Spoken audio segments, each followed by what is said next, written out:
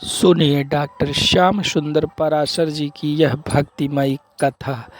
आज की इस कथा में भक्तों ज्ञान का सागर आपके लिए उड़ेल दिया गया है। आज की इस कथा को सुनने से आपके ज्ञान के ऐसे चक्षु खुलेंगे कि आप भक्तिमय जीवन अपना व्यतीत करने लगेंगे। तो ध्यान से आज की इस कथा को सुने।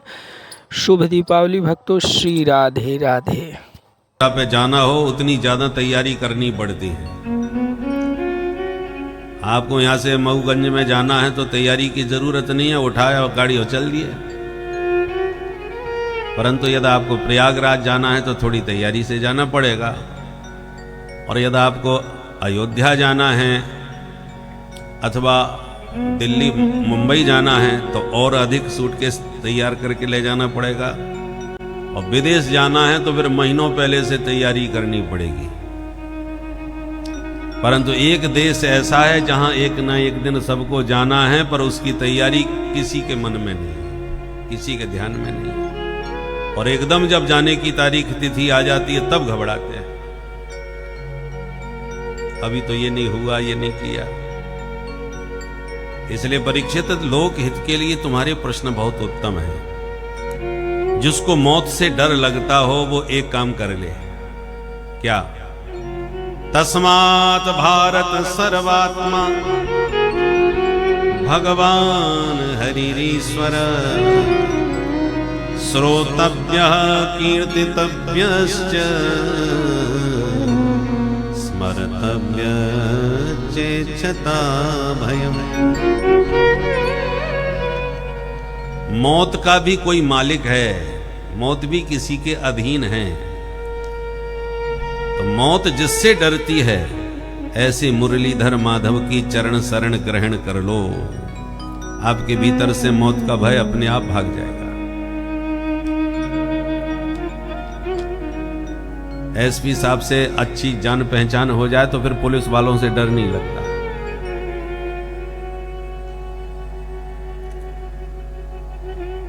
ऐसे ही मौत के भी मालिक मुरलीधर माधव हैं।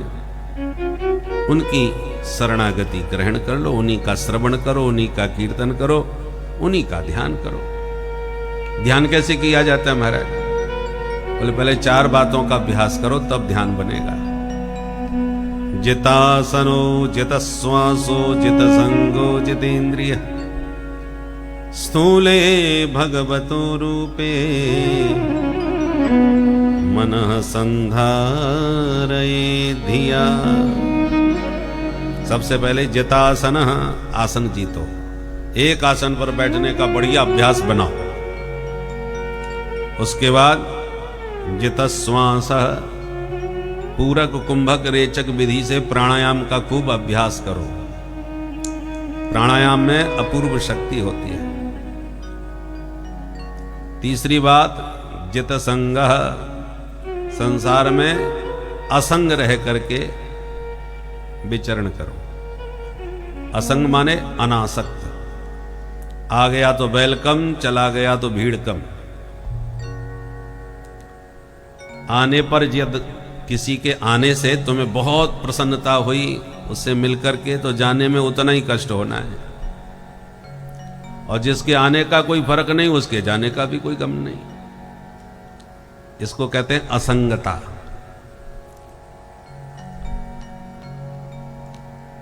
मन से भगवान के पास रहो, तन से संसार में रहो। कर से कर्म करहु विधि नाना, पर मन राखो जहां कृपा निधाना। काम करते चलो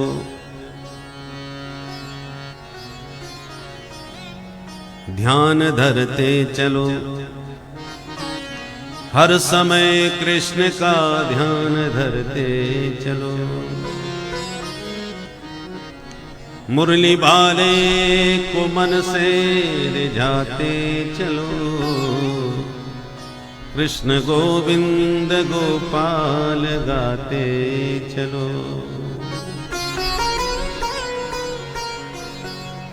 तो तन से संसार का व्यवहार और मन से हरि का चिंतन।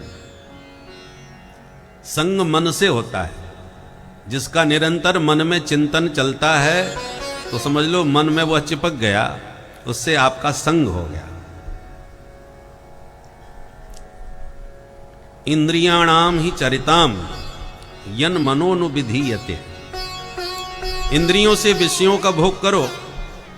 बढ़िया रसगुल्ला खाने को मिल गया तो खा लिया, अब खाने में स्वाद आया, बड़ा रस आया, अब मन बार बार उसमें चिपक के उसी का चिंतन करने लगा। आज तो मिल गया, अब कल और मिल जाए, अब रोज खाने को मिले।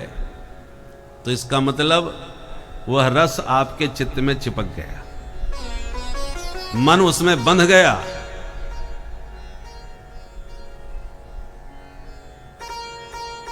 इसलिए इंद्रियाणाम ही चरताम, जैसे पशु चरते हैं घास, घास मिल गई खूब खाई, ऐसे ही इंद्रियों को विषयों को चरने दो।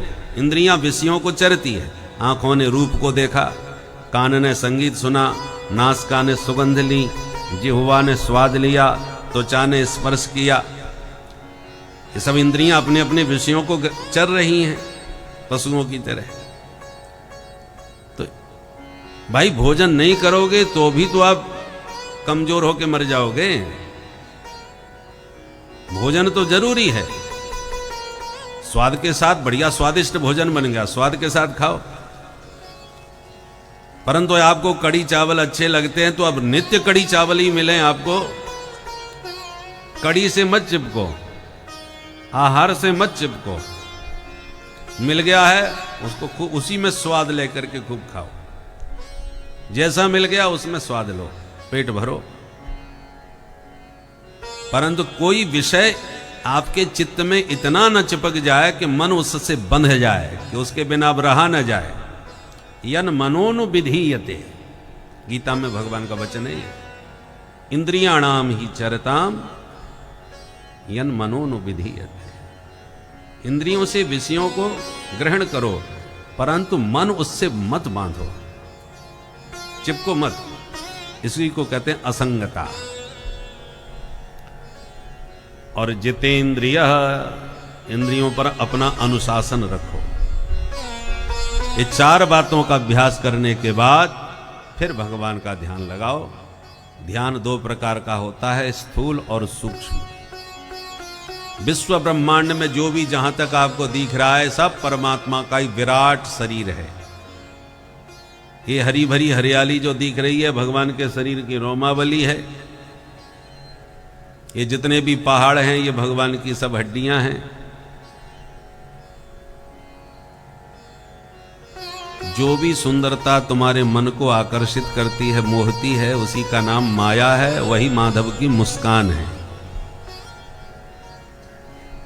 हासो जनोन्माद करीच माया, भगवान का मंद हास्य ही मोहित करने वाला है, उसी का नाम माया है। चारों वर्ण चारों आश्रम भगवान के ही चार अंग हैं। ये जितने भी कलरव करते पक्षी आकाश में उड़ रहे हैं यही भगवान की कृति है, कारीगरी है। हंस को एकदम सफेद, बगुला को एकदम सफेद बना दिया, तोते को हरा बना दिया। इस प्रकार से मोर के ऊपर तो गजब की चित्रकारी कर दी। ये गोविंद की कृति है। तो इस प्रकृति में ही उस प्यारे प्रभु का दर्शन करो। यह है स्थूल ध्यान।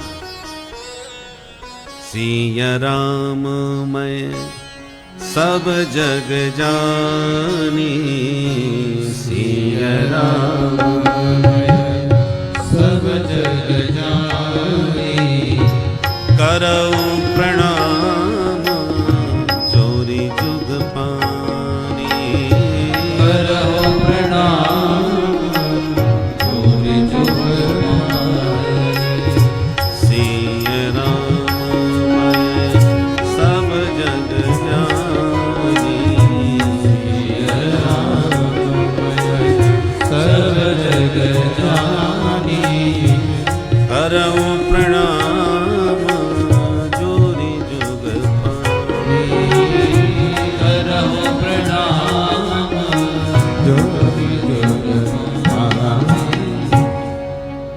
सारे जगत को राममय जानो, ये भगवान का स्थूल ध्यान है, सब में वही दिखाई पड़े। जब ऐसी भावना और ऐसी दृष्टि होगी तब आंख बंद करने पर आपको हृदय में भी वही नजर आने लगेगा।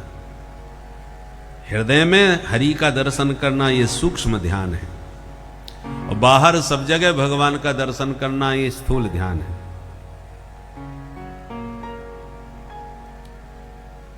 जीवन में जीने के लिए जितना जरूरी है वो सब प्रकृति द्वारा प्रभु ने प्रबंध कर रखा है। माँ के पेट में भगवान ने सारी व्यवस्था करी कि नहीं? हमें तो वहां खिलाने पिलाने संभालने कौन आता?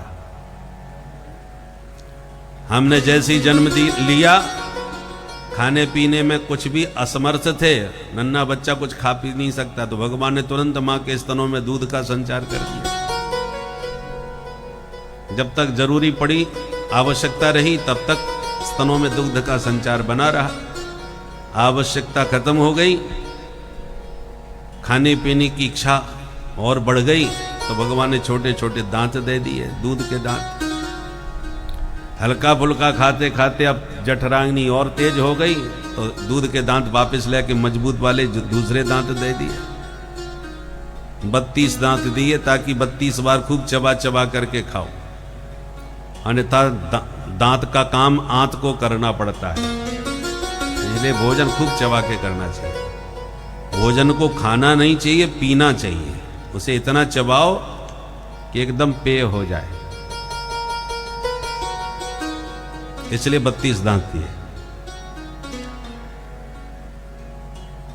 रहने के लिए भगवान ने पहाड़ों में गुफाएं बना दी, खाने के लिए वृक्षों में फल दे दिए, पीने के लिए पर्वतों में झरने, नदियों में पानी प्रवाहित कर दिया, रोटी कपड़ा मकान, बस यही तो चाहिए। अब जो संत भजनानंदी हैं उन्हें किसी के सामने हाथ पसारने की जरूरत नहीं। गुफा में रहो, मकान चाहे जितनी बिजली कड़के और चाहे जितनी बरसात हो। हमारे मकान तो जीर्ण शीर्ण हो जाते हैं, डेंटिंग पेंटिंग करनी पड़ती है, पर पहाड़ों की गुफाओं में कोई टेंशन नहीं, आराम से रहो। और जिस परमात्मा ने गर्भ में सब प्रकार का प्रबंध और रक्षण किया, वे सदा हमारी रक्षा करते हैं। तो क्यों हम श्रीमदांधों के पीछे भागते फिरें? तस्मात् भजन्ति कवयो धन दुर्मदान्धान। फिर भी मन में यदि कामनाएं हैं तो अन्य की कामना है तो अदिति मां की उपासना करो, जो देवताओं की माता जी हैं। बहुत लंबी आयु चाहते हो तो अश्विनी कुमारों की आराधना करो। बहुत सुंदर रूप रंग चाहते हो तो गंधर्वों की उपासना करो। सुंदर स्त्री चाहते हो तो उर्वशी की उपासना करो। विद्वान बनना चाहते हो तो भोलेनाथ की उपासना करो। विवाह के बाद पति पत्नी में झगड़ा यदि ज्यादा रहता है तो पार्वती मैया की उपासना करो, दाम्पत्य जीवन सुखी होगा। और यदि कुछ नहीं चाहते हो तो हमारे बंसी वाले की उपासना करो। बोले जब हमको कुछ चाहिए नहीं तो क्या उपासना जरूरी है? बोले हाँ, मनुष्य शरीर उपासना के लिए ही मिला है। जिस मनुष्य का कोई लक्ष्य नहीं, जिस मनुष्य का कोई नियम नहीं, वो फिर मनुष्य नहीं रह जाता, वो पशु हो जाता है। उसमें पशुता आने लगती है। धर्मेण हीनः पशुभिः समानः। धर्म माने कर्तव्य। शास्त्रों में जो आदेश निर्देश दिए गए हैं तदनुसार आचरण करना हम मनुष्यों का धर्म है। जिस वर्णाश्रम में आप हो उसी वर्णाश्रम के नियमानुसार अपना आचरण करो। आप कोई भी मार्केट से मशीन खरीदते हो तो एक बुकलेट मिलती है ना, इस मशीन को कैसे यूज किया जाए, किन किन बातों का ध्यान रखा जाए। उसको पढ़ करके बढ़िया ढंग से यदि मशीन का प्रयोग करोगे तो मशीन बहुत समय तक बड़ी व्यवस्थित चलेगी, और मनमानी ढंग से उपयोग करोगे तो समय से पहले ही घटारा हो जाएगी। ऐसे भगवान ने हमें मानव शरीर दिया, साथ में शास्त्र रूपी बुकलेट दी है। ये जो धर्म शास्त्र है ना, ये वो बुकलेट है जिससे हम अपना जीवन का आचरण करना सीखते हैं, जीवन कैसे चलाना। बोले हम पढ़े लिखे तो है नहीं, धर्मशास्त्र हम क्या जाने क्या लिखा है इनमें, तो कैसे पता चले हमको क्या करना चाहिए। शास्त्र हम पढ़े ही नहीं है, और पढ़ने का समय भी नहीं है, और समझने की इतनी बुद्धि भी नहीं है, तो हमें कैसे पता चले कि हमारा धर्म क्या है। इसलिए कहा रामो विग्रहवान धर्मः। तुमको कुछ नहीं आता जाता तो राम जी का चरित्र पढ़ लो, उसका और सरलीकरण है कि रामचरित मानस को पढ़ लो। चरितम रघुनाथस्य शतकोटि प्रविस्तरम। राम जी के चरित्र तो अनंत कोटि विस्तार शास्त्रों में भरे हैं, पर उसका सरलीकरण श्री रामचरित मानस में गोस्वामी जी ने कर लिया हिंदी भाषा में, और उसका सरलीकरण आजकल रामलीलाओं में। राम जी की लीला आप मंच से ही देख लो, सुन लो, लीला तो समझ में आई जाएगी ना। और आजकल रामलीला के नाम पर हुड़दंग लीला बहुत होने लगी है। मर्यादा पुरुषोत्तम राम जी के चरित्र में, लीला में, मंच पर सबसे ज्यादा अमर्यादित दृश्य देखने को मिलने लगे हैं। इसलिए जबकि इस समय रासलीला में काफी कुछ मर्यादा बनी हुई है, तो जिन कृष्ण की लीला विचित्र है उसमें तो फिर भी मर्यादा में सब दिखाया जा रहा है, पर जो मर्यादा पुरुषोत्तम राम की लीला है वही अमर्यादित दिखाई जा रही है। इसलिए जहां जहां रामचरित जहां रामलीलाएं होती हैं, ग्रामीण अंचलों में भी पहले काफी सब जगह होती हैं, परंतु लोगों को आकर्षित करने के लिए कभी कभी उन मंचों से अमर्यादित स्वरूप भी दिखाई पड़ने लगता है। इसलिए जो भी जहां भी रामलीलाएं होती हैं वहां पर आयोजकों को मर्यादा पुरुषोत्तम राम जी की लीला में मर्यादा का विशेष ध्यान रखना चाहिए। बोलो जय सिया राम। यदि रामलीला को आपने ठीक से समझ लिया या रामचरित मानस को पढ़ करके ठीक से रामचरित्र को जान लिया तो आप धर्म का मर्म जान जाएंगे।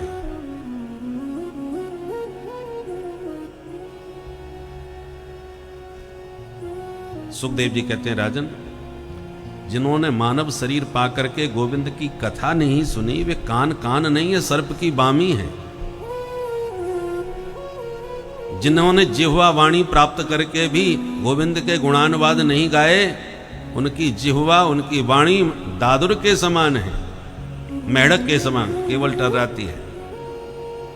बिले बतोरुक्रम विक्रमान ये न शृण्वत कर्णपुटे नरस्य जिह्वा सती दादुर के वसूत न चोपगायत्युर्गाय गाथा। बिलेवत उर्क्रम भगवान के चरित्र जिन्होंने कानों से नहीं सुने वे कान बिल के समान है, सांप के बिल के।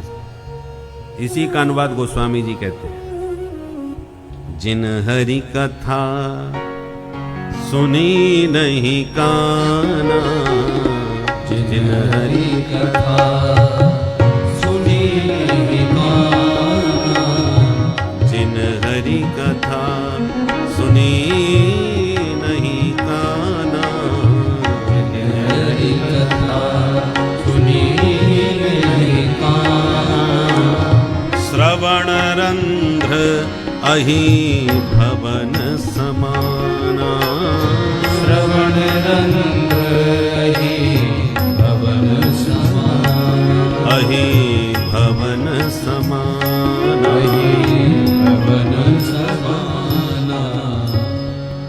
तो ये जो इंद्रियां भगवान ने दी हैं, आंख दी है अपना रूप निहारने के लिए, कान दिए हैं अपनी कथा सुनने के लिए, जिह्वा वाणी दी है अपने गुणानुवाद गाने के लिए, पैर दिए हैं अपनी परिक्रमा लगाने के लिए, हाथ दिए हैं अपनी सेवा कैंकर्य करने के लिए। तो इन इंद्रियों को जिसने भगवान की सेवा में नहीं लगाया वो नर पशु कहलाता है, नर पशु। ऐसे नर पशुओं की पशु ही प्रशंसा करते हैं। कौन कौन? बोले 4 पशु प्रशंसक हैं। स्वविटवराहोष्ट खरई संस्तुतः पुरुष पशु। वो नर पशु जो है उसके 4 प्रशंसक पशु होते हैं। सबसे पहला प्रशंसक है स्वान। स्वान माने कुत्ता। कुत्ता किसकी प्रशंसा करता है? जब हम लोग आपस में छोटी छोटी बातों पर लड़ने लगते हैं, गाली गलौज करते हैं, मारपीट करते हैं, झगड़ते हैं, कुत्ता देख देख के बड़ा खुश होता है और मन में सोचता है सकल सूरत भले ही हमसे न मिले पर हमारा खानदानी स्वभाव मिल रहा है। दूसरे गांव का, दूसरे मोहल्ले का भी कुत्ता अनावश्यक शांति से भी कहीं जा रहा हो तो सारे कुत्ते उसके पीछे लग लेते हैं बिना मतलब के, कोई लेना देना नहीं। अपने ही सजाती है, बंधु को देख करके भौंकते हैं और उसकी खींचातानी करते हैं।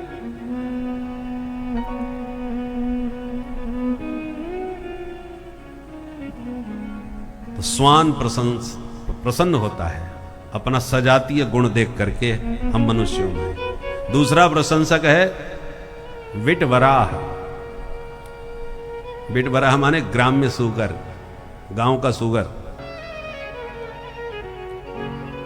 बदनामी हो, जेल में जाना पड़े, सब मंजूर है, पर हमारे पूरे खानदान की 7 पीढ़ी तक की पूरी व्यवस्था बननी चाहिए। केवल पेट भरने के लिए ही जो संसार में जी रहे हैं। कुछ भी खा जाएं, कोयला खा जाएं, गायों का चारा खा जाएं, जो चाहें, जो मौका मिले वही खा जाएं।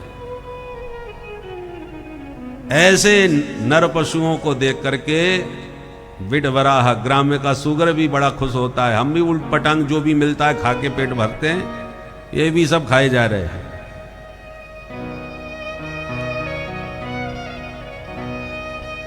तीसरा प्रशंसक है ऊंट, जो मुंह उठा के चलता है। उसी प्रकार पद प्रतिष्ठा और पैसा थोड़ा बहुत मिल गया तो गर्वेण तुंग शिरः, मुंह उठा के चलते हैं। किसी को भी नमस्कार प्रणाम दंडवत करना जानते ही नहीं, अपनी तौहीन समझते हैं कि हम किसी को क्या प्रणाम करें, बल्कि खुद ही कह करके प्रणाम करवाते हैं। टिकट तभी मिलेगा, पहले प्रणाम करो, वो भी साष्टांग लेट के। ऐसे अहंकारियों को देखकर ऊंट खुश होता है। बिल्कुल चाल चलन तो हमारी जैसा ही है, हम भी मुंह उठा के चलते हैं, ये भी देखो कैसे मुंह उठाए घूम रहे हैं। और चौथा प्रशंसक है गधा। खर माने गधा। गधा किसकी तारीफ करता है? जो जिंदगी भर घर गृहस्थी का बोझा ढोने में ही अपना जीवन लगा देते हैं।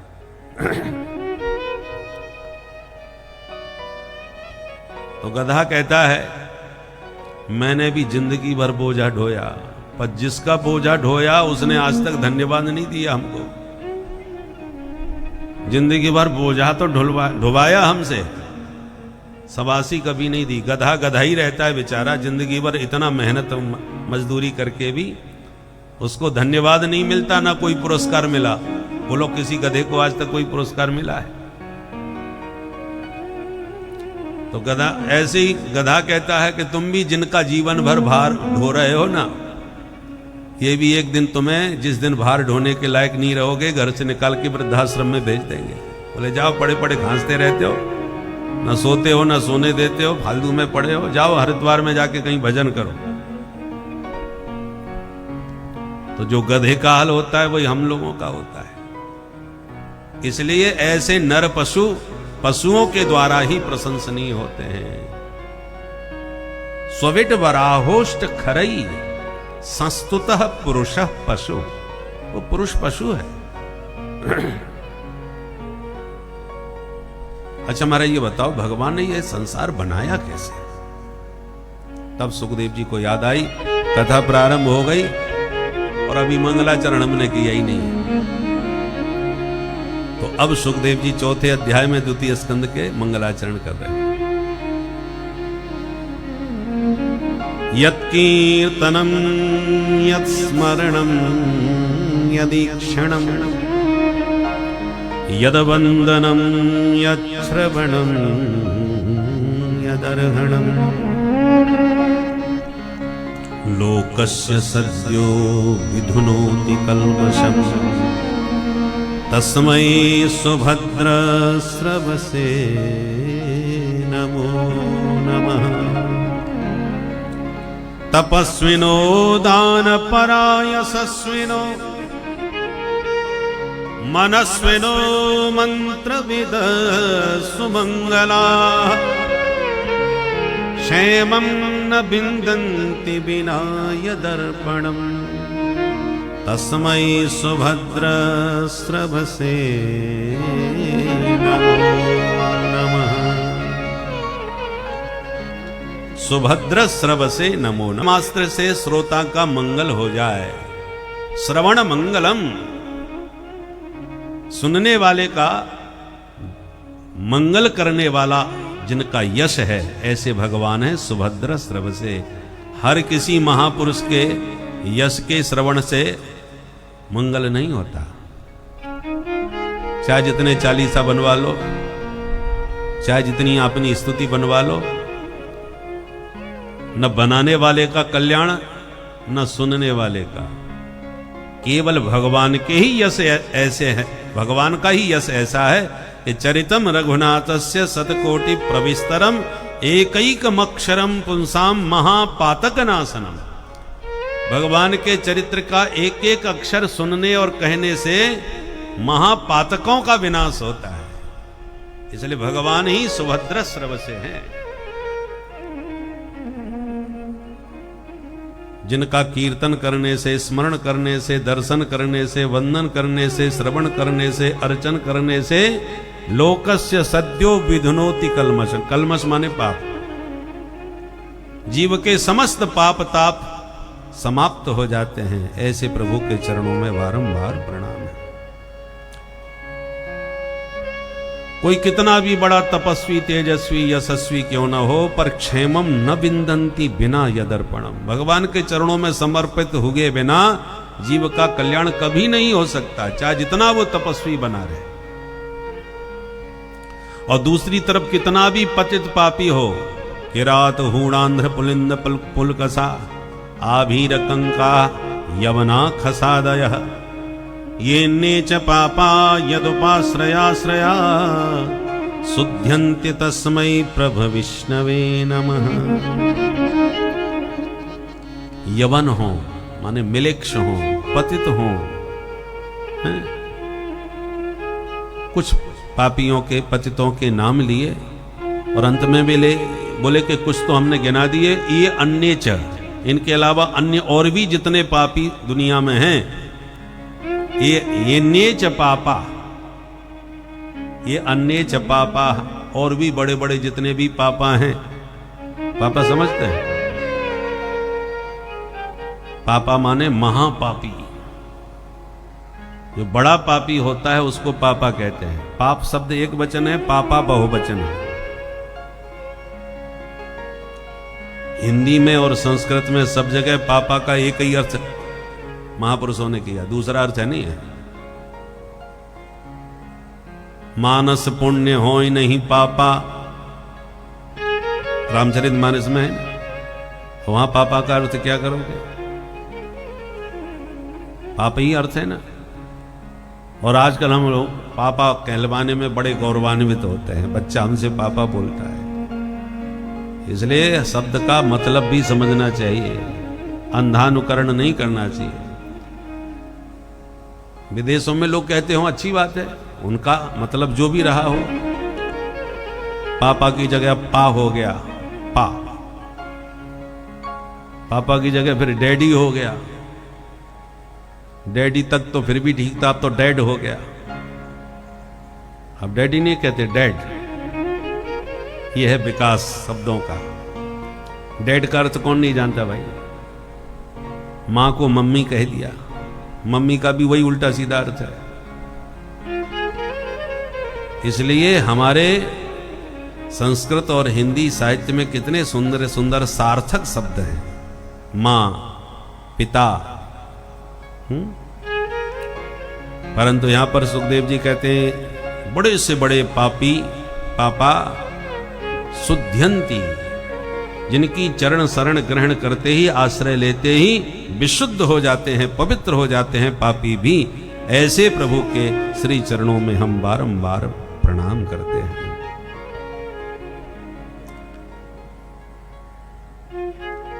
सुखदेव जी कहते हैं, परीक्षित, जो प्रश्न तुमने हमसे पूछा है कि भगवान ने संसार कैसे बनाया, यही प्रश्न एक बार नारद जी ने अपने पूज्य पिता ब्रह्मा जी से भी पूछा था। नारद जी जब ब्रह्मलोक में गए तो ब्रह्मा जी ध्यान मग्न बैठे थे। जब ध्यान भंग हुआ तो नारद जी ने पूछा, पिताजी ये सारा संसार आपने ही बनाया है? बोले हाँ। तो आंख बंद करके ध्यान किसका लगाते हो? सारा संसार बनाने वाले आप हो, तो आपसे ऊपर कौन है जिसका आप ध्यान लगाते हो? तब ब्रह्मा जी मुस्कुरा के बोले, पुत्र नारद, तस्मै नमो भगवते वासुदेवाय धीमहि यन्मायया दुर्जयया माम ब्रुवन्ति जगद्गुरु। भगवान की उस बलवती माया को हम प्रणाम करते हैं, जिस माया के अधीनस्थ मायावी जीव मुझ ब्रह्मा को ही जगदीश्वर जगतगुरु समझने लगते हैं। ब्रह्मा जी को भी अपने आप को जगतगुरु कहलाने में संकोच लगता है। कहते माम ब्रुवन्ति जगतगुरु। मायावी लोग, ना समझ लोग, माया से मोहित प्राणी ही मुझको जगतगुरु कहते हैं। मैं जगतगुरु नहीं है भैया। कृष्णम वंदे जगतगुरु। हमारे प्रभु श्री हरि नारायण ही सच्चे अर्थों में जगतगुरु हैं। भगवान श्रीमन नारायण के नाभि से कमल पैदा हुआ, कमल से मुझ ब्रह्मा का जन्म हुआ। हमने चारों तरफ देखना चाहा तो हम चतुरानन हो गए, पर चारों तरफ हमें केवल वायु और पानी, हवा पानी के अलावा कुछ नजर नहीं आया, केवल पानी ही पानी। जलवायु के अतिरिक्त तो कुछ भी नहीं। तो मेरे मन में प्रश्न उठा, को हम कौन है भाई? को समझ में नहीं आया तो कमल की नाल में घुस गए, नीचे तक गए, परंतु कुछ समझ में नहीं आया तो फिर वापस लौट के आ गए। को हम, कौन है हम? तब दिखाई तो कोई नहीं पड़ा, पर दो अक्षर हमारे कान में सुनाई पड़े। कौन से? यस स्पर्शे सुयत षोडश मेक विंशम। जो स्पर्श वर्णों में 16वां और 21वां अक्षर है वो सुनाई पड़ा। स्पर्श वर्ण कौन से? व्याकरण में लघु सिद्धांत में पढ़ाया जाता है, कादयो मावसाना स्पर्शाहा। का से मां पर्यंत 25 वर्ण स्पर्श संज्ञक होते हैं। उनमें 16वां और 21वां अक्षर है त और प। अर्थात ब्रह्मा जी के कान में तप शब्द सुनाई पड़ा। तब ब्रह्मा जी ने कठोर तप किया बैठ करके। उस तपस्या के प्रभाव से उन्हें भगवान का दिव्य दर्शन प्राप्त हुआ। भगवान ने दर्शन देने के साथ साथ उन्हें दिव्य उपदेश दिया 4 श्लोकों में। इसी को कहते हैं चतुश्लोकी भागवत। इन 4 श्लोकों का नित्य पाठ करना चाहिए। भगवान ब्रह्मा जी को चतुश्लोकी का उपदेश देते हुए कहते हैं, ध्यान से सुने। अहमेवा समेवाग्रे नान्यद् सदसत्परं पश्चादहं यदेतच्च यो वशिष्येत सोऽस्म्यहं तीर्थं यत् प्रतीयेत न प्रतीयेत चात्मनि तद्वेद्यादात्मनो मायां यथा भासो यथा तमः यथा महान्ति भूतानि भूतेषु चावचेष्वनु प्रविष्टान्यप्रविष्टानि तथा तेषु न तेष्वहम् एतावदैव जिज्ञास्यं तत्त्वजिज्ञासुनात्मनः अन्वयव्यतिरेकाभ्यां यत् स्यात् सर्वत्र सर्वदा अहमेवासमेवाग्रे नान्यद् सदसत्परं पश्चादहं यदेतच्च यो वशिष्येत सोऽस्म्यहं यो वशिष्येत सोऽस्म्यहं यो वशिष्येत सोऽस्म्यहं। वो बोल भक्त वत्सल भगवान की जय। इसको चतुश्लोकी भागवत कहते हैं। प्रथम श्लोक में तत्व का वर्णन, दूसरे श्लोक में माया का वर्णन, तीसरे श्लोक में जगत का वर्णन, चौथे श्लोक में जिज्ञासु का। भगवान कहते अहम एव अग्रे। ब्रह्मा जी जब कुछ भी नहीं था, कोई भी नहीं था, तब केवल हम ही हम थे। क्या कर रहे थे? बोले आसम एव, बस थे ही थे, अपने आनंद में थे। तो आपके अलावा कुछ भी नहीं था। बोले ना न अन्यत सद सत परम, मेरे अतिरिक्त कुछ भी नहीं था। न सत था, न असत था, न कारण था, न कार्य था, न स्थूल था, न सूक्ष्म था, कुछ भी नहीं था। अच्छा, तो प्रभु एक बात बताओ, जब आपके अलावा आप कह रहे हो कि कुछ भी नहीं था, तो आपने ये संसार बनाया कैसे? इस संसार को बनाने का कुछ मटेरियल तो आपके पास रहा ही होगा ना, जिससे आपने ये संसार बना दिया।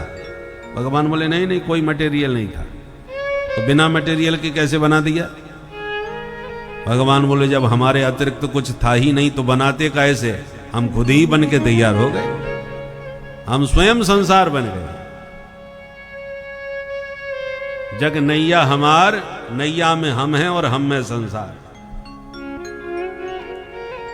हरिरेव जगत जगदेव हरि, बनने वाले भी हम, बनाने वाले भी हम। संपूर्ण जगत के हम ही अभिन्न निमित्तोपादान कारण हैं। हम सिर्फ बनाते नहीं, हम बनते भी हैं। जैसे मकड़ी का जाला, मकड़ी जो जाला बुनती है, वो जाला भी अपने से ही उत्पन्न करती है, निर्माण भी उसमें खुद करती है, विहार भी उसमें करती है, और अंत में सारे मकड़ जाल को अपने में वापस समेट भी लेती है, सबको निकल जाती है। ऐसे ये सारा जगत भगवान का ही इंद्रजाल है पूरा। उन्होंने ही बनाया, वे ही बने, वो ही विहार कर रहे। क्रीडार्थमात्मन मिदम त्रिजगत कृतम ते। त्रिगुणात्मक संपूर्ण जगत परमात्मा का ही विलास है। माया का अर्थ क्या है? मां माने नहीं या माने जो, जैसी दिख रही है वैसी न हो, उसका नाम माया। जैसे इंद्रजाल, जैसे कोई जादूगर होता है ना, जादू विद्या दिखाता है, पता चला किसी की गर्दन काट दी और दोबारा फिर जोड़ दी। क्या यह संभव है? नहीं, परंतु हमको ऐसा लगता है, दिखता है, ऐसा ही लगता है कि वास्तव में उसने काट करके दोबारा जोड़ दिया। कभी रुमाल निकाल करके उसको फटकार के उसका कबूतर बना देता है। रुमाल से भला कबूतर बन सकता है? असंभव, परंतु हमको दिखता है बनता हुआ। वह रुपयों की बरसात भी कर देता है। खेल में रुपया बरसाते हुए दिखाता है और उसके बाद में खेल खत्म होने के बाद खुद ही रुपया मांगने लगे। जिस प्रकार एक जादूगर जादू से लोगों को भ्रमित तो कर देता है, लेकिन उनका जादू वास्तविक नहीं होता, उसी प्रकार से जब तक एक गुरु, सदगुरु हमें नहीं मिलेगा, तब तक हम ईश्वर के बारे में जानेंगे, उनका अनुभव भी थोड़ा बहुत करेंगे, लेकिन उसका हमारे जीवन पर प्रभाव नहीं पड़ेगा। जीवन पर प्रभाव तभी पड़ेगा जब हमारे को कोई एक अच्छा गुरु मिलेगा, जो गुरु उनसे हमारा जुड़ाव कराएगा। क्योंकि कहा गया है, बिन गुरु भवनिधि तरई न कोई, जो बिरंच शंकर सम होई। तो गुरु की उपस्थिति अति अनिवार्य है। इस कथा को सुनते रहें। श्री राधे। सब झूठा है ये कब पता चला? जब आंख खुल गई। जब तक आंख नहीं खुली तब तक शेर भी हमें बिल्कुल सच्चा लग रहा था। ऐसे ही ये संसार झूठा है ये सब कहते हैं। ब्रह्म सत्यम जगन मिथ्या, पर ये जगत मिथ्या है ये कब पता चलता है? जब ज्ञान वैराग्य की आंख अच्छी तरह खुल जाए। जब तक स्वरूप बोध ना हो जाए, कोई सदगुरु हमें मोह की निशा में सोते हुए जगा न दे। मोह निशा सब सोवन हारा, देख ही स्वप्न अनेक प्रकारा। जब संत सदगुरु जो जागे हुए महापुरुष हैं वो आपको जब जगा देते हैं और आपकी ज्ञान वैरागी की दृष्टि खुल जाती है, तब आपको लगता है अरे ये सब झूठा जाल था जो अभी तक देख रहे थे। सच्चाई ये है।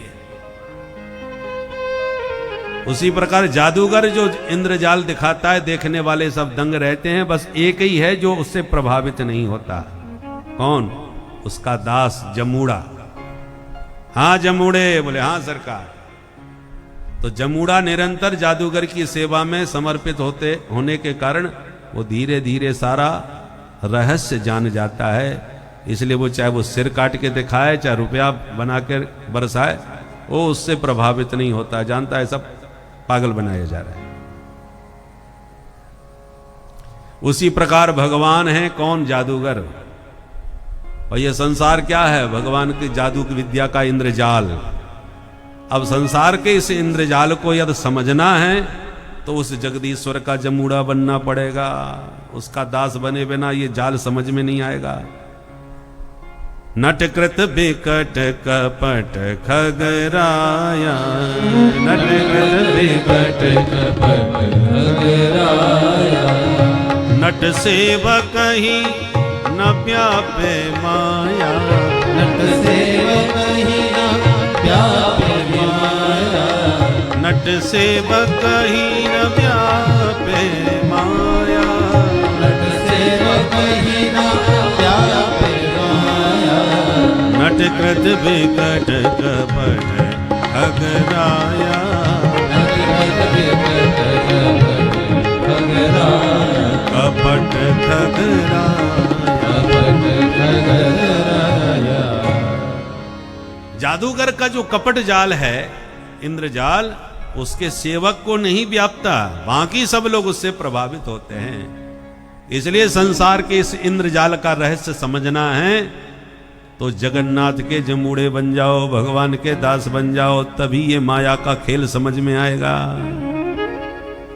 इसलिए आइए एक बार मेरे साथ मिलके मस्ती में गाइए। भगवान भी गीता में कहते हैं, माँ में भी ये प्रपद्यन्ते माया मेताम तरन्ते। माया को वही पार कर सकता है जो मुझ मायापति का दास बन जाए, मेरी शरण में आ जाए। क्योंकि मेरी माया बहुत भयानक विचित्र है। देवी हे सा गुणमयी मम माया दुरत्यया।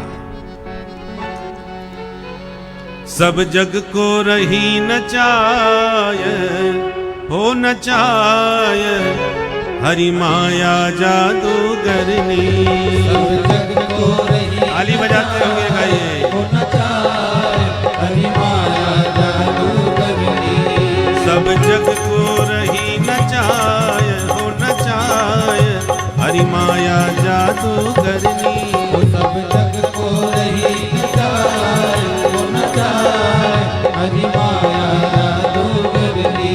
प्रभु माया जादूगरनी, हरि माया जादूगरनी। प्रभु माया जादूगरनी, हरि माया जादूगरनी। अति अद्भुत खेल रचाय, रचाय, हरि माया जादूगरनी। ओ अति अद्भुत खेल रचाय, रचाय, हरि माया जादूगरनी। कोया को पार न पावे, ये सबको नाच नचावे। कोया को पार न पावे, ये सबको नाच नचावे। कोया को पार न पावे,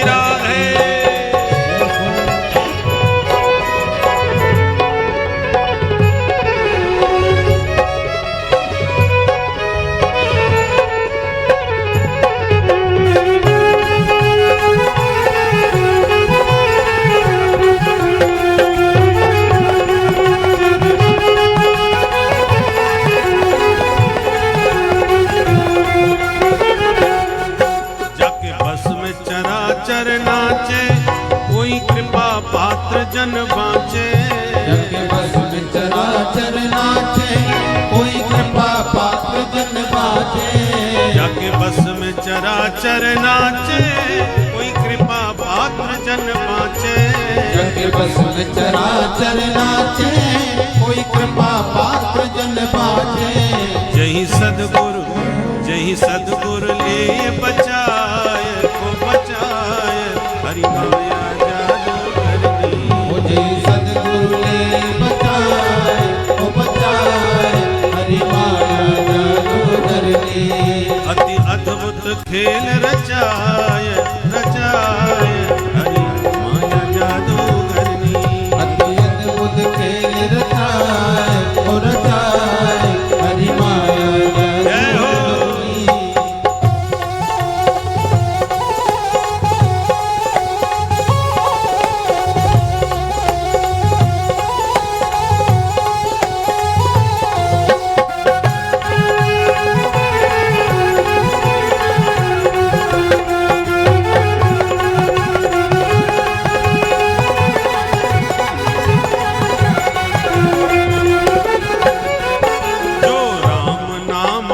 बोले सोया सो निर्भय डोले। जो राम नाम नित बोले, जय सिया राम। निर्भय डोले। जो राम नाम नित बोले, सोया सो निर्भय डोले। जो राम नाम नित बोले, सोया सो निर्भय डोले। दई गुरुवर कैल बताए, वो बताए हरि माया जादू करनी। दई गुरुवर कैल बताए, वो बताए हरि माया जादू करनी।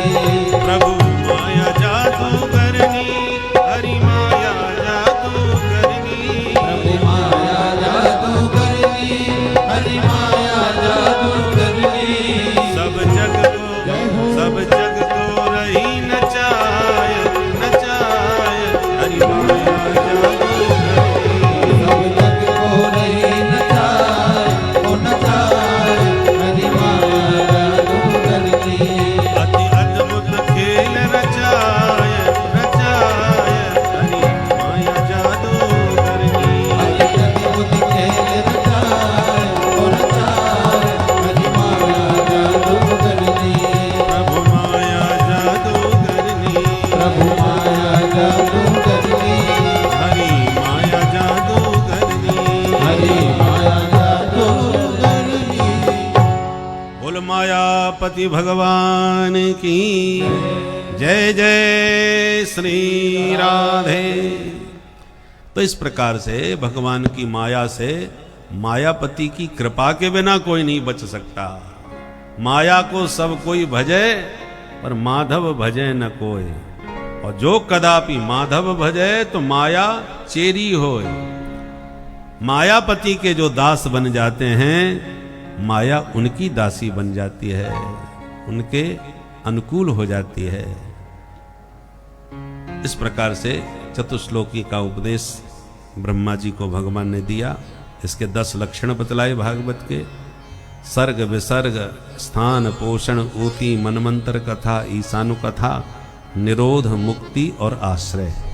श्रीमद् भागवत के ये 10 लक्षण है। और ये 10 लक्षण तृतीय स्कंध से 12 स्कंध पर्यंत क्रमशः निरूपण किए गए। तृतीय स्कंध में सर्ग का वर्णन है। सबसे पहले विदुर जी का चरित्र सुनाया। विदुर जी धर्म के अवतार हैं। और उधर पांडवों में युधिष्ठिर जी महाराज भी धर्म के ही अवतार हैं। तो दोनों पार्टियों में धर्म है। कौरवों में विदुर के रूप में मूर्तिमंत धर्म विराजमान है, और पांडवों में युधिष्ठिर के रूप में साक्षात धर्म विराजमान है। परंतु दोनों में अंतर बहुत है। क्या? पांडवों के धर्मराज युधिष्ठिर जी जो कुछ कहते हैं सभी एक स्वर में उसे मान करके चलते हैं, स्वीकार करते हैं। कई बार युधिष्ठिर जी से मतभेद होते हैं विचारों में। जब मीटिंग होती है, चर्चा होती है, तो कई विरोध करते हैं। और जब युधिष्ठिर जी ने फैसला सुना दिया कि अब निष्कर्ष यह है, ये निर्णय होगा, ये हमने कर दिया निर्णय, तो फिर कोई प्रश्न करने वाला कोई नहीं, कोई प्रश्न नहीं करेगा, सर्वसम्मति से मान्य हो जाता है। धर्म की सब मानते हैं पांडवों में, परंतु कौरवों में जो धर्म रूप विदुर जी हैं उनकी कोई नहीं मानता। यदा तु राजा स्वसुतान साधु पुष्णन्न धर्मेण विनष्ट दृष्टि भ्रातुर्यविष्टस्य सुतान्ति बन्धु प्रवेश्य लाक्षा भवने ददा।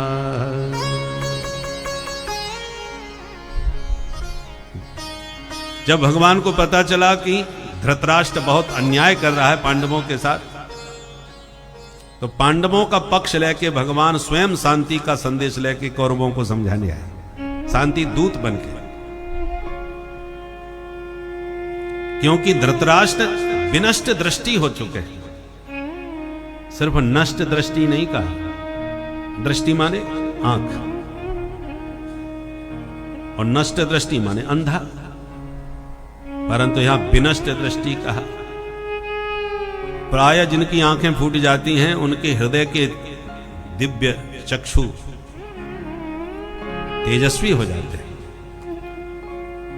अंधा व्यक्ति में कोई ना कोई विशिष्ट गुण आपको अवश्य दिखाई पड़ेगा।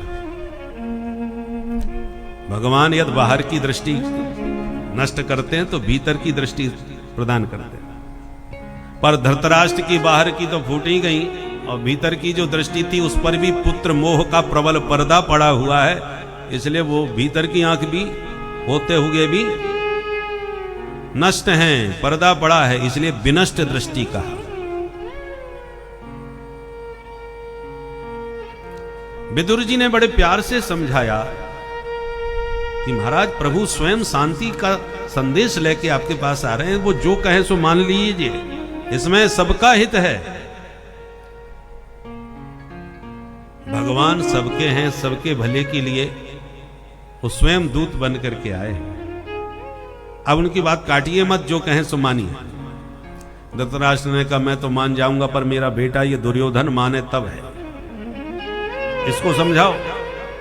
विदुर जी ने कहा उसको समझाना हमारे बस की बात नहीं, उसे तो आप ही समझा सकते हैं, आप राजा हैं। और एक बात समझ लें महाराज, अपने प्यारे अंगों में या किसी प्रिय अंग में घातक रोग लग जाए तो कितना भी प्यारा अंग क्यों ना हो, डॉक्टर के कहने से हम उसे कटवा ही देते हैं। वो रोग यदि ठीक नहीं होता तो शेष शरीर को सुरक्षित रखने के लिए उस प्रिय से प्रिय अंग को कटवा दो, ताकि शेष शरीर तो सुरक्षित रहे। छिन्द्यात् तदंगम यदुदात् मनोहितम शेषम सुखम जीवति यद विवर्जिना। छिन्द्यात् तदंगम, उस अंग को काट दो ताकि शेष शरीर तो सुरक्षित रहे। उसी प्रकार पुत्र मोह में पढ़कर आप यह दुर्योधन की बातों में मान्यता देते रहे तो बहुत बड़ा अनर्थ हो जाएगा महाराज। महाभारत युद्ध का परिणाम क्या होगा जरा सोचिए, कितनी माताएं विधवा हो जाएंगी। युद्ध कोई साधारण बात नहीं होती। आप देख रहे हैं जिन देशों में युद्ध होता है वो सारे देश बर्बाद हो जाते हैं, लाखों लोग अनाथ हो जाते हैं। युद्ध का परिणाम कहीं भी किसी के भी हित में नहीं होता। जीतने वाला भी बहुत कुछ खो करके विजयी बनता है।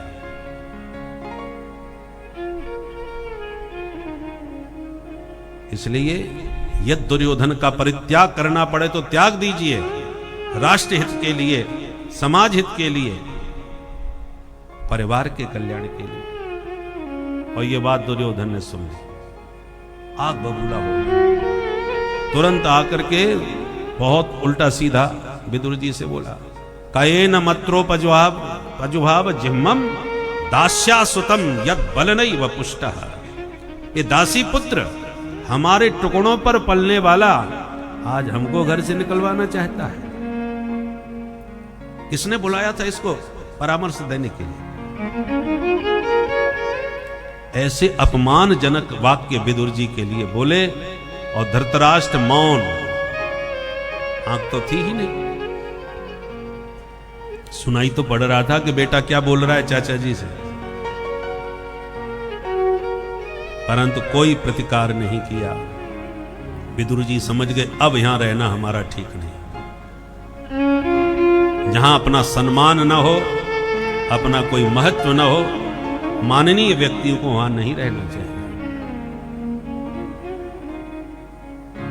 विदुर जी ने कहा दुर्योधन तुम हमको क्या निकालोगे, हम ही तुम्हारा त्याग करके जा रहे हैं। स्वयं धनुर्द्वार निधाय मायां गतव्यथो यात् पुरुमानयानः सनिर्गतः कौरव पुण्यलब्धो गजाभया तीर्थपद।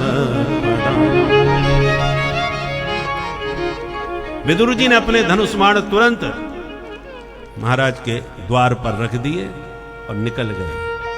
सुखदेव जी कहते हैं ये विदुर जी नहीं निकले, सनिर्गतः कौरव पुण्य लब्धः, अब तक किया हुआ सारा पुण्य कौरवों का जा रहा है।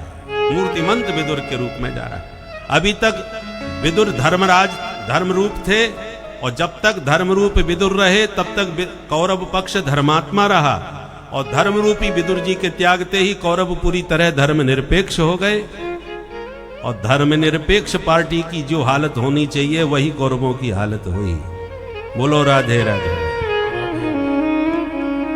गोविंद बोलो हरि गोपाल बोलो, गोविंद बोलो हरि गोपाल बोलो, बोलो गोविंद बोलो हरि गोपाल बोलो, गोविंद बोलो हरि गोपाल बोलो, राधा रमण हरि गोविंद बोलो, राधा रमण हरि गोविंद बोलो, गोविंद बोलो हरि गोपाल बोलो, गोविंद बोलो हरि गोपाल बोलो, गोविंद बोलो हरि गोपाल बोलो, गोविंद बोलो हरि गोपाल बोलो, राधा रमण हरि गोविंद बोलो, राधा रमण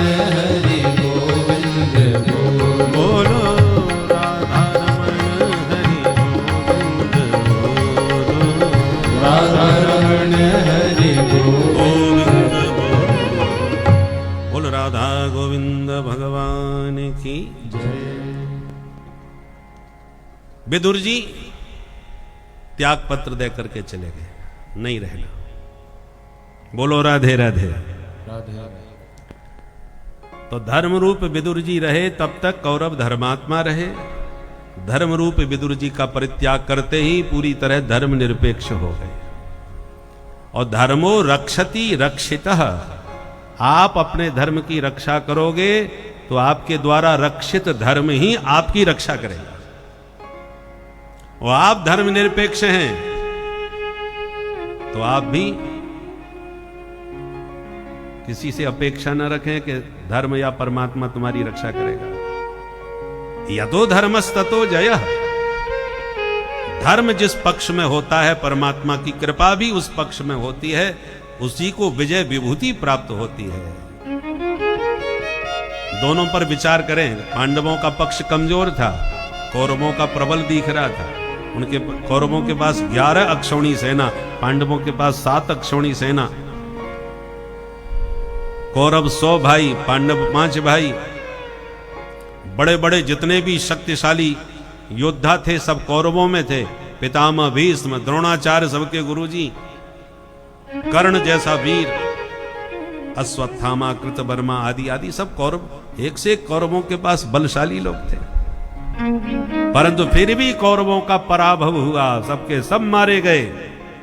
और पक्ष कमजोर होते हुए भी पांडव विजयी हो गए। क्यों? क्योंकि पांडवों के पक्ष में धर्म प्रबल था, धर्म उनके साथ था। और यत्र योगेश्वरो कृष्ण, यत्र योगेश्वरः कृष्णः, यत्र पार्थो धनुर्धर, तत्र श्री विजयोर्भूतिर ध्रुवानीतिर्मतिर्मम। विजय विभूति उसी पक्ष में होती है। इसलिए अंतिम श्वास तक धर्म की रक्षा करनी चाहिए। धीरज धर्म मित्र और नारी, आपत काल परखिए चारी। आपत्ति काल में भी धर्म की रक्षा हो, वो असली धर्मात्मा है। विदुर जी जब चले गए तो तीर्थ यात्रा करने निकल गए। अनेकानेक तीर्थों में परिभ्रमण करते करते जमुना के तट पर जब आए तो उद्धव जी से भेंट हो गई। राम राम हुई, कुशल क्षेम हुई। तब उद्धव जी के द्वारा पता चला कि महाभारत संपन्न हो गया और गोविंद भी अपनी लीला सम्मरण करके स्वधाम गमन कर गए। अवाक रह गए विदुर जी, हम तीर्थ यात्रा ही करते रहे, इतना सब हो गया। तो उद्धव तुम इधर कहां जा रहे हो? उद्धव जी ने कहा जाते जाते गोविंद ने दिव्य मुझे ज्ञान दिया, उपदेश दिया और आदेश दिया कि मैं बद्रीनाथ जाऊं, तो मैं बद्रीनाथ की यात्रा पर जा रहा हूं। कौन सा ज्ञान दिया भैया, हमको भी सुना दो। उद्धव जी ने कहा हम सुनाने की स्थिति में नहीं है। हमारे साथ में मैत्री मुनि ने भी बैठ के वह श्रवण किया था। तुम्हें यदि सुनना है तो मैत्री मुनि के पास जाओ, वो आपको हरिद्वार में मिल जाएंगे।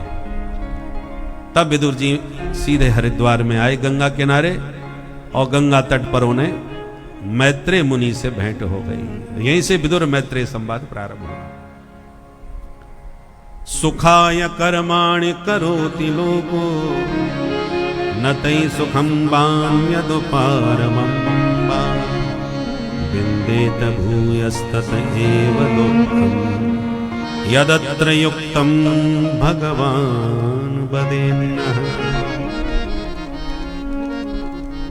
विदुर जी ने मैत्रेय जी को प्रणाम करते हुए कहा, भगवान हर प्राणी संसार में सुखी होने के लिए दिन रात मेहनत कर रहा है, हे भगवान सुखी कर दो। पर आश्चर्य परिणाम उल्टा होता है। जो व्यक्ति सुख के लिए जितना प्रयत्नशील है, हम देखते हैं संसार में वही दुख के दलदल में अधिक धंसता चला जाता है।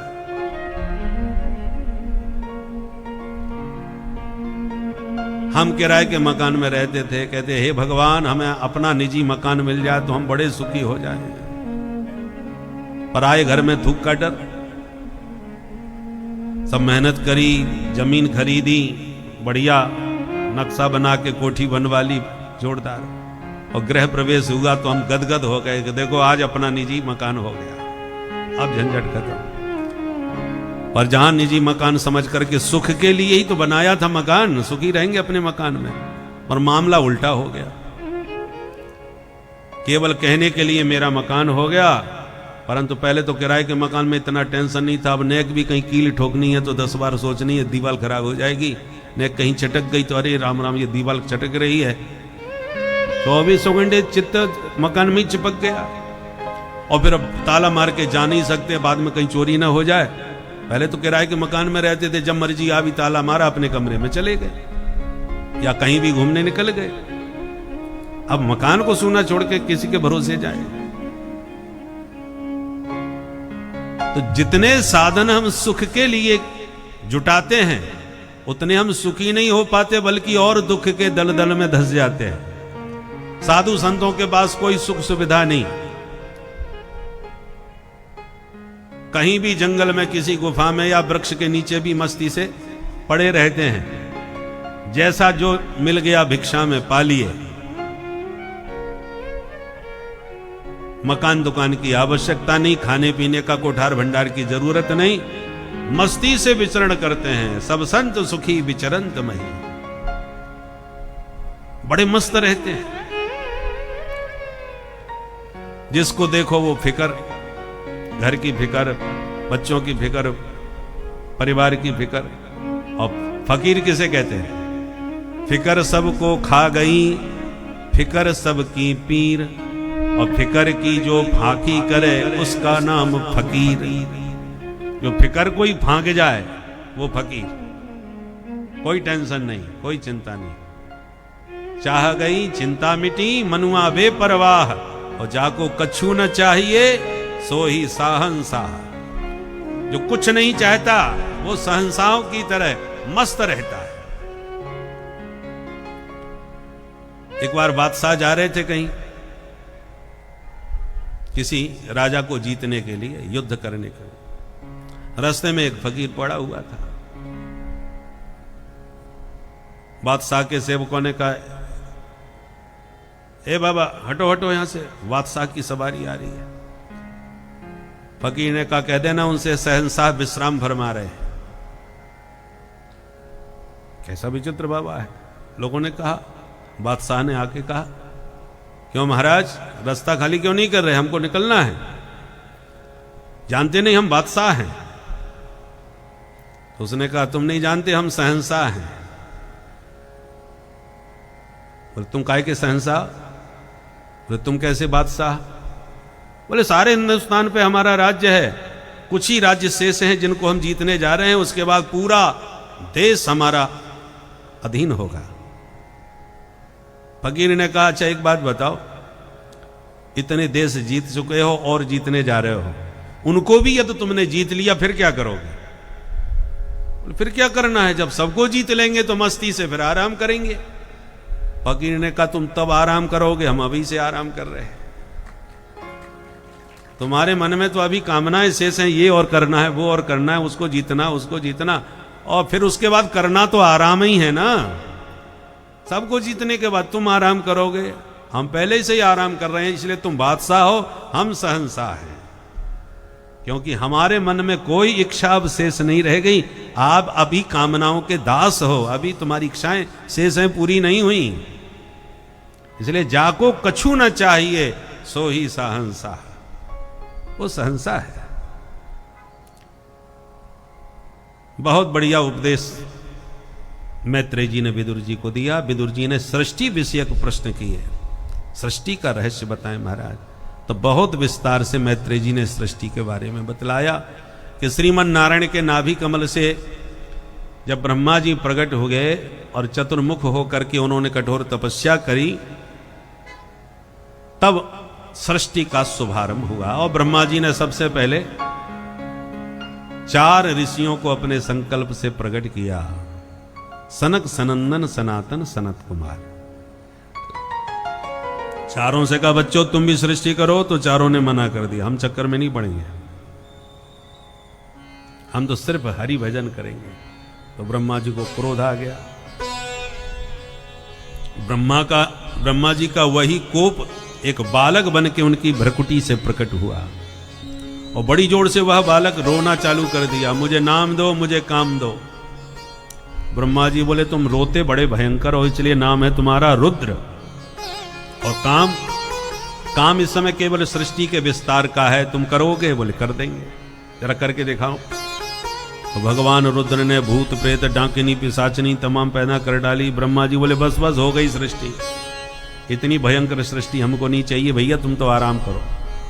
तो बोले, बाबा भजन में मस्त। ब्रह्मा जी फिर व्यस्त। अब की बार ब्रह्मा जी ने संकल्प बल से 10 ऋषियों को प्रकट किया, मरीचि, अत्रि, अंगिरा, पुलस्त, पुलह, क्रतु, भृगु, वशिष्ठ, दक्ष और देवर्षि नारद। वाणी से सरस्वती, छाया से करदम ऋषि,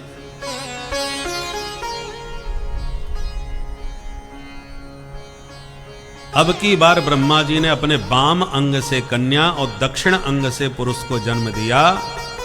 उनका नाम हुआ मनु शतरूपा। ब्रह्मा जी बोले, अब तुम दोनों मिलकर मैथुन सृष्टि का विस्तार करो। तो स्त्री पुरुष के संयोग से जो सृष्टि का शुभारंभ हुआ वो मनु शतरूपा से हुआ। इसलिए हम सब मनु की संतान होने के नाते मानव कहलाते हैं। मनु शतरूपा के 5 संतान हुई, 2 बेटा 3 बेटी। बेटा हो गए प्रियव्रत और उत्तानपाद, और बेटियां हुई आकुति, देवहूति और प्रसूति।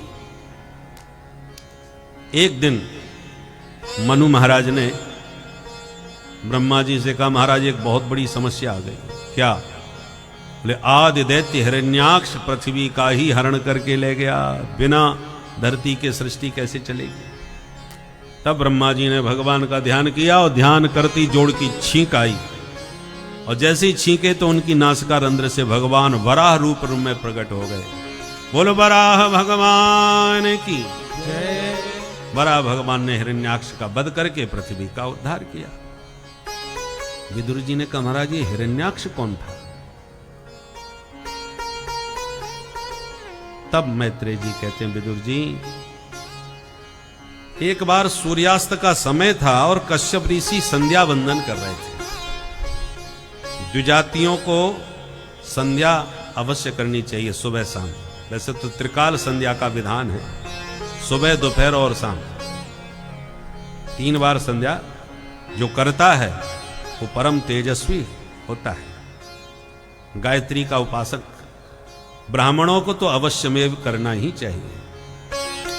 पर विडंबना यह है कि आज ब्राह्मण भी संध्या सिर्फ नाम से जानते हैं, संध्या करी कैसे जाती है नहीं मालूम, संध्या की विधि क्या है पता नहीं।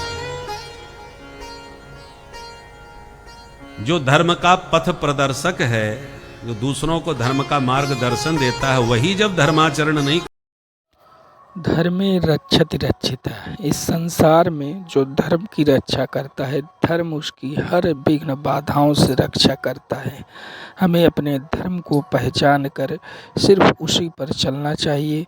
धर्म के मार्ग पर चलने से ही हमें हर तरह के सुख सुविधाएं, सांसारिक भोग विलासों का हम लोग सेवन कर सकेंगे और ईश्वर की अंततो गत्वा भक्ति कर परम मोक्ष को प्राप्त कर सकेंगे। तो इसीलिए आप लोग भी भक्तों आचरण कीजिए, क्योंकि धर्म की रक्षा के लिए ही तो प्रभु इस संसार में अवतार लेते हैं। भक्तों की रक्षा के लिए ही प्रभु आते हैं। तो धर्म को कभी मत त्यागिए और धर्मांतरण का भी विरोध कीजिए।